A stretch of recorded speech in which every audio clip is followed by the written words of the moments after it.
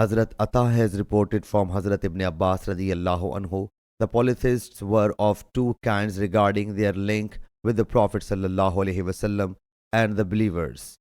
The combatant polytheists with whom the Prophet sallallahu alaihi wasallam would fight, and they would fight with him sallallahu alaihi wasallam, and the polytheists with whom a covenant had been made, with whom he sallallahu alaihi wasallam would not fight, nor would they fight with him sallallahu alaihi wasallam.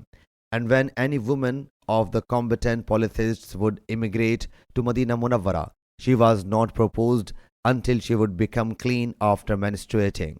When she would get purity, it would become permissible to marry her. If her husband would come immigrating before her marriage, she would be returned towards him. If any of their slave or slave girl would immigrate, they would be manumitted, and they would enjoy the same rights that were enjoyed by other immigrants.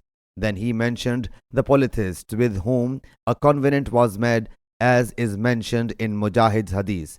If a slave or a slave girl of the polytheists with whom an agreement was signed comes immigrating, they will not be returned, rather their price will be paid. Sahih Bukhari, Hadith number 5286.